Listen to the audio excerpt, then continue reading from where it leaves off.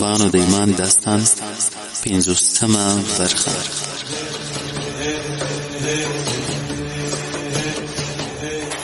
د اصحابانو د ایمان داستان، لیکوال حضرت امام الواقید الواقدی، ژباړن مولوی صدیق الله مشال و ینکسر جلال زاهد.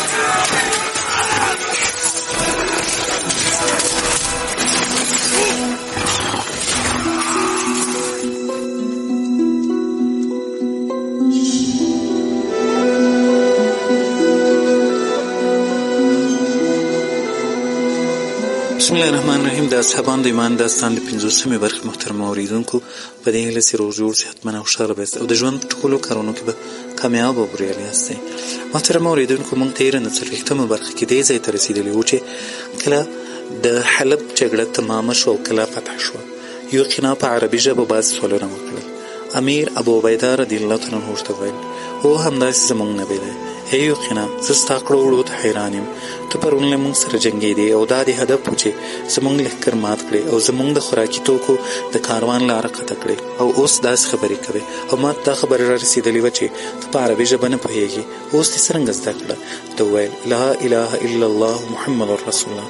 امیره ته دې کار ته حیران یې؟ ابو عبیده ورته وویل: هو. ده وویل: ای امیره، ما نن شپه ستاسو په اړه فکر کاوه چې تاسو زموږ کلا فتح او پر موږ غالب شوی یې، سره له دې چې زموږ په آن تر تاسو بل ضعیف قوم او ډله نه وه، او په دې اړه مې په زړه کې رنګارنګ وسوسې را پیدا شوې چې کله ویده شوم په خوب کې مې تر سپوږمۍ یو ښکلی سړی چې تر مشکو یې ښه بوی تله ولید چې یو ډله خلک ورسره وو. ما د ده په اړه پوښتنه وکړه چې راته وویل: دا محمد رسول الله ده.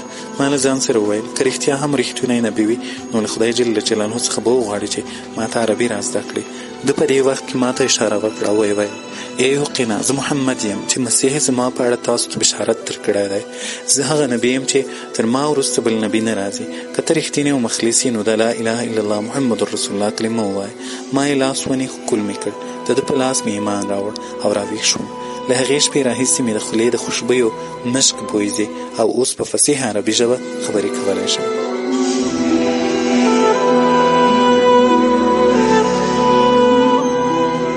ښه، 50مه برخه له همدې ځایه پیل کوو. وروسته زه د خپل ورور یوحنا کور ته ولاړم. دغه د کتابخانې دروازه مې پرانسته. په ځینو کتابونو کې مې د محمد صفات وموندل او ټول صفات یې درست و، او دا مې هم ولیدل چې له ده سره به ډېر عداوت کوونکي خلک یهودي وي. آیا همداسې ده؟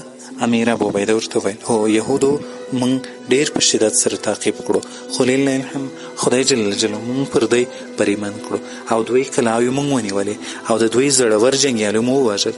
یقینا وویل: دا خبرې ما د ده په سیرت او صفاتو کې ولیدې او دا مو هم ولیدل چې خدای ده ته د خپلو ملګرو مسلمانانو، یتیمانو، مسکینانو په اړه وصیت کړی. دا رښتیا ده او که څنګه؟ امیر ابو عبیده ورته وویل: هو، خدای جل جلاله ده ته د خپل ملګرو په اړه داسې توصیه کړې. ژباړه: دوی پرېږده د مؤمنانو خواته د خواخوږۍ او مهربانۍ پاملرنه وکړه، او د یتیم او مسکین په اړه یې داسې وصیت ورته کړی: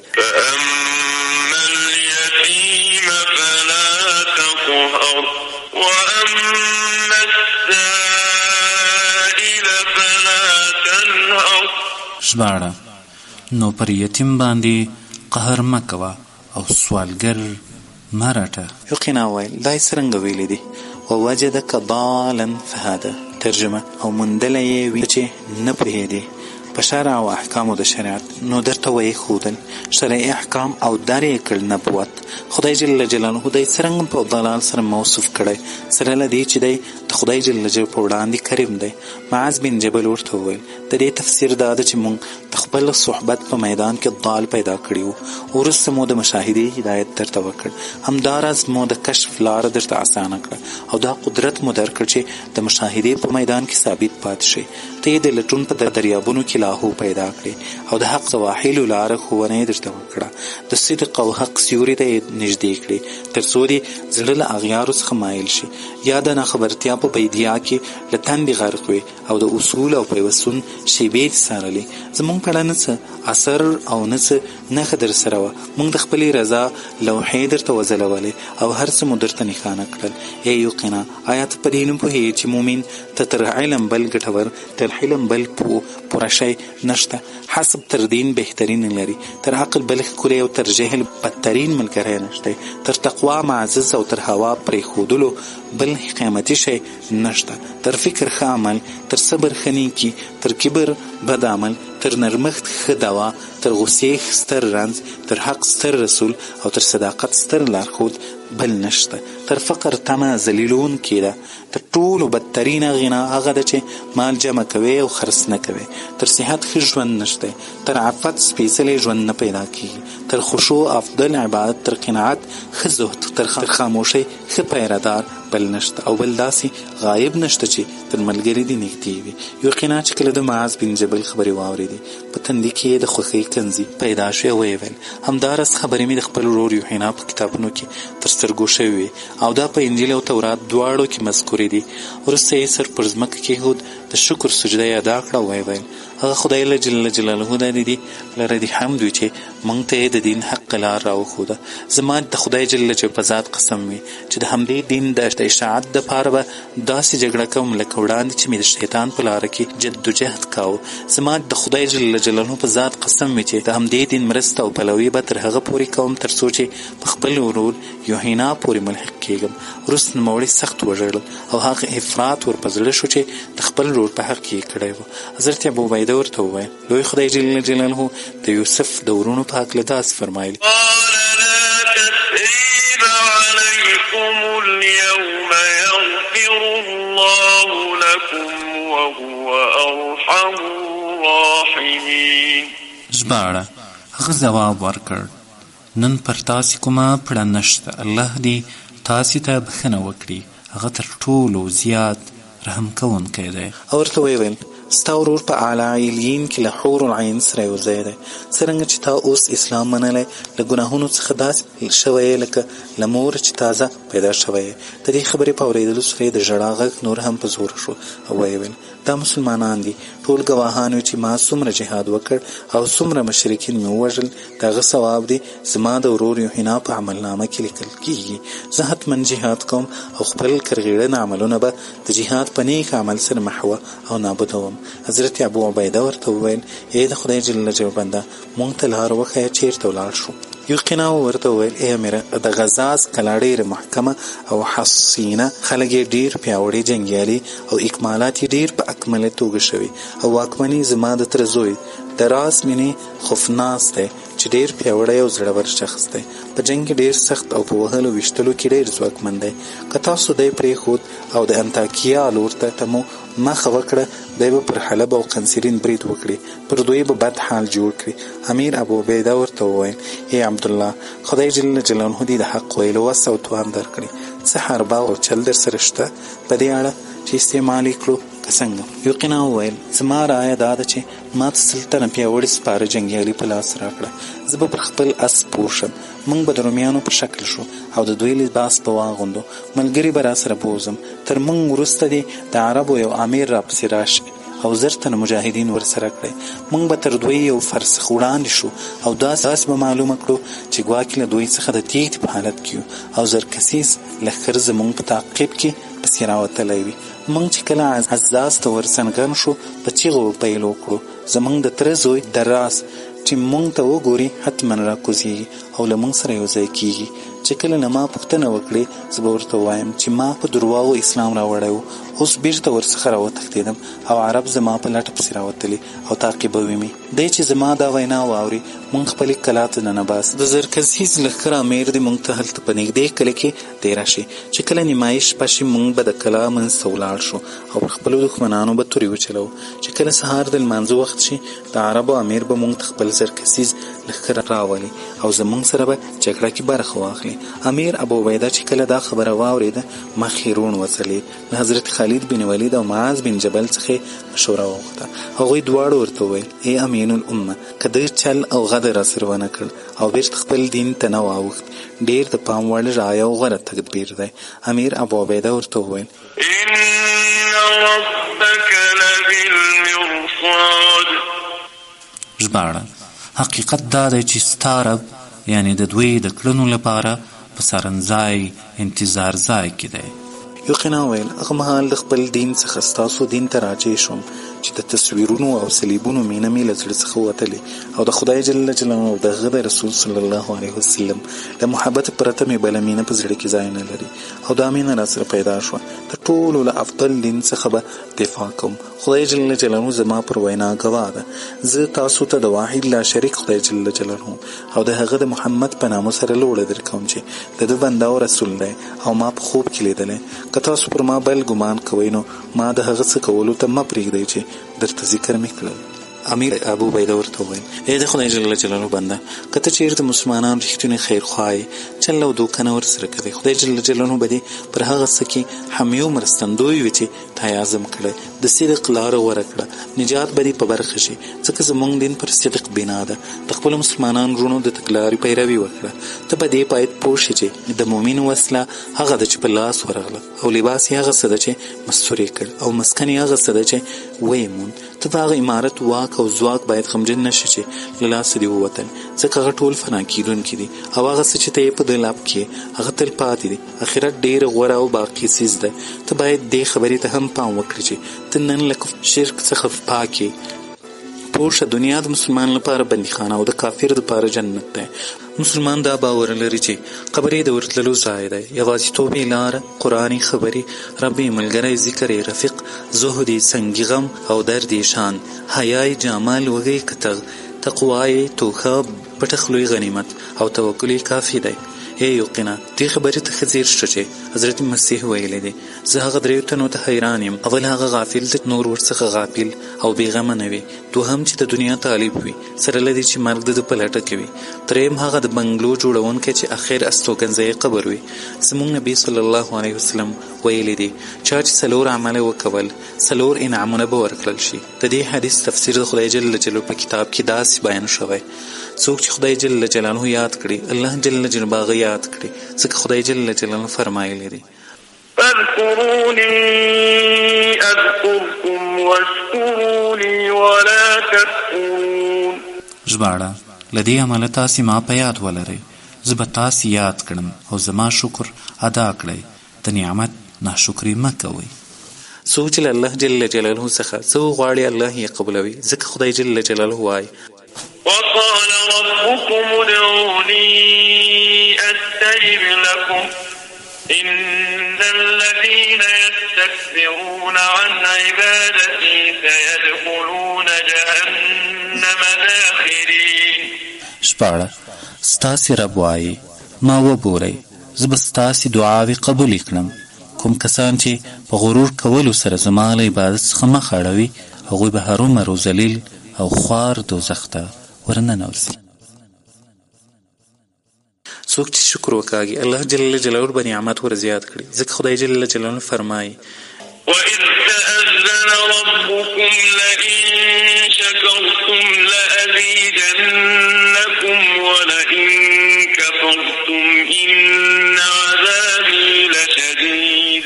ژباړه: او په یاد ولرئ ستاسې رب خبردار کړي واست چې که شکر وباسئ نو پر تاسې به لا زیات پیرزوینه وکړم او که د نعمت ناشکري وکړئ نو زما سزا ډیره سخته ده ځکه خدای جل جلاله فرمایلی فَقُلْتُ اسْتَغْفِرُوا رَبَّكُمْ إِنَّهُ كَانَ غَفَّارًا.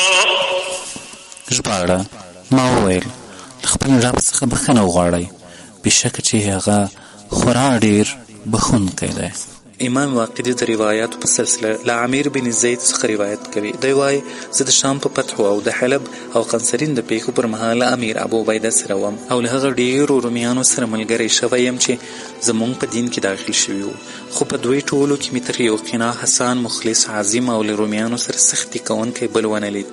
نوموړي د مسلمانانو خیر غوښتونکی، له کافرانو سره سخت جنګ کوونکی او د خدای جل جلاله د رضا دپاره زښته کوښښ کوونکی.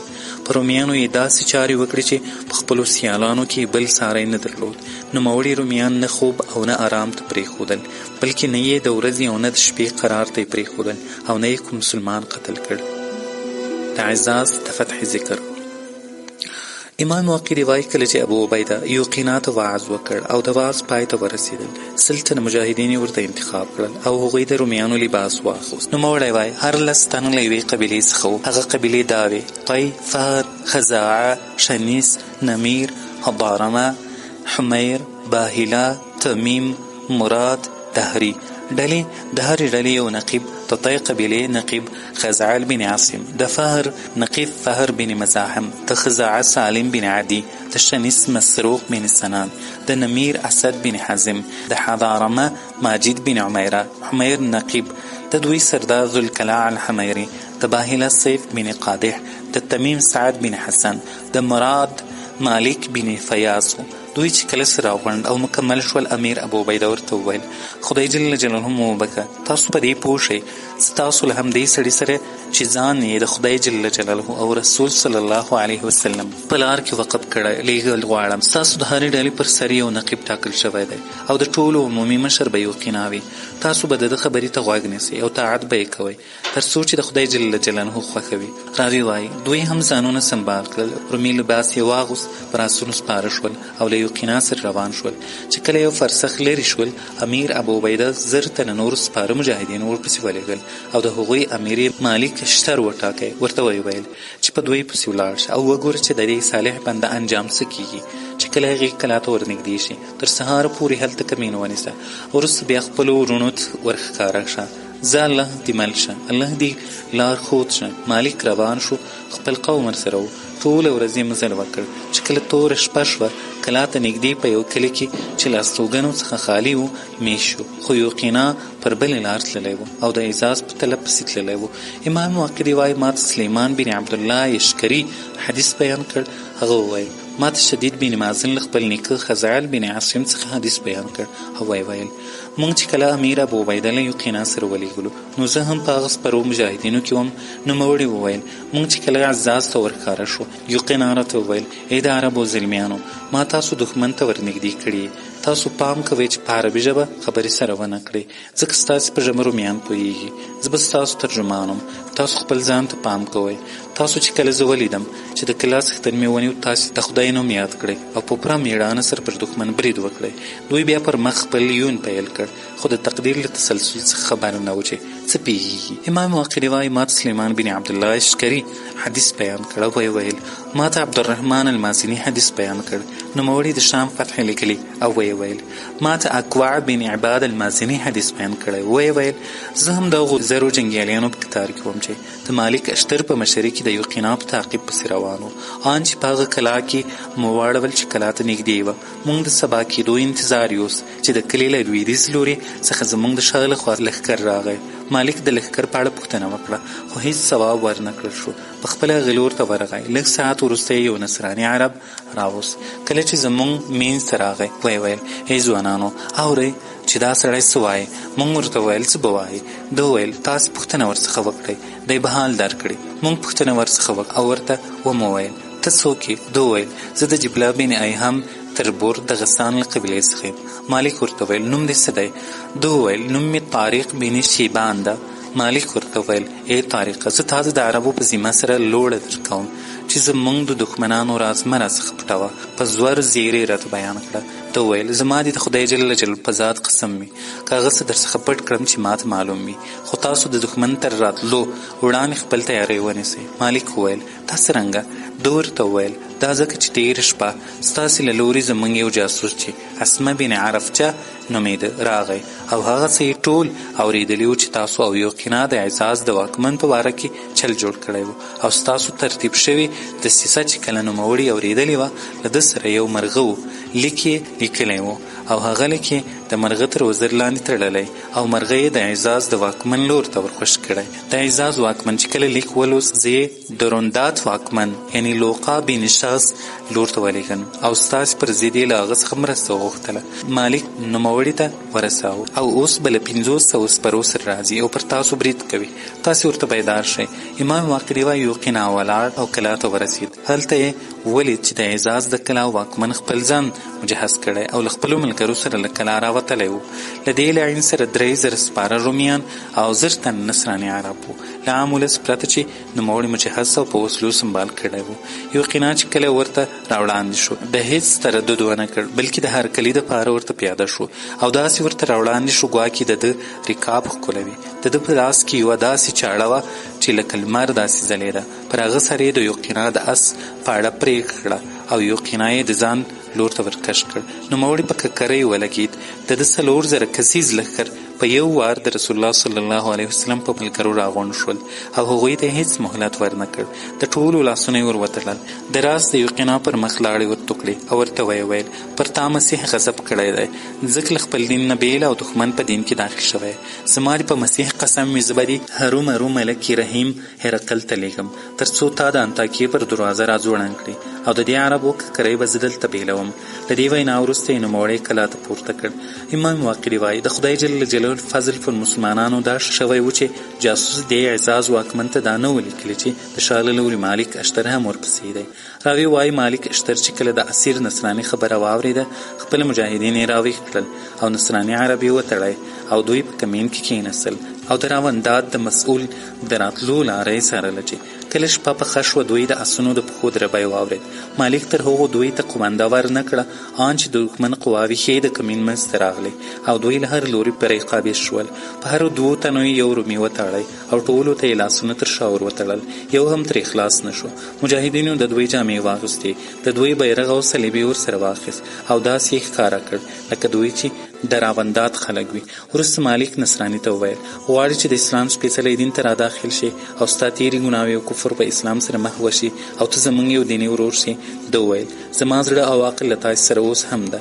هغه چاته د خدای جل جلاله ښه ورځ نه ورکوي چې زه یې د دین نه واړوم او بیرته یې د نصرانیت په پیروي مجبور کړم.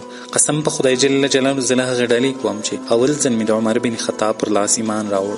موږ له حضرت محمد صلی الله علیه وسلم څخه اورېدلی دي چې ویل یې څوک چې خپل دین بدل کړي هغه به وژنئ. مالک ورته وویل ته په خپل قول کې صادق یې، لکن دا حدیث د لا اله الا الله محمد رسول الله پر ویلو سره منسوخ کړه. إلا من تاب وآمن وعمل عملا صالحا فأولئك يبدل الله سيئاتهم حسنات وكان الله غفورا رحيما. ژباړه څوک چې توبه وباسي او نیک عمل وکړي هغه نو د خدای جل جلاله لوري ته داسې راګرځي لکه څرنګه چې د ګرځېدلو حق دی. حضرت محمد صلی الله علیه وسلم خپل تره میر حمزه د قاتل وحشي توبه هم قبوله کړه او الله جل جلاله د هغه په اړه آیاتونه نازل کړل. غساني چې کله دا خبره واورېده په خوښۍ سره یې وویل اشهد ان لا اله الا الله واشهد ان محمدا عبده ورسوله. ای مالکه قسم په خدای جل جلاله زما زړه خوښ شو او زما ماتوالی پټی شو. لوی خدای جل جلاله دې مرسته وکړه او د آخرت له کړاوونو څخه دې الله نجات درکړي. راوی وایي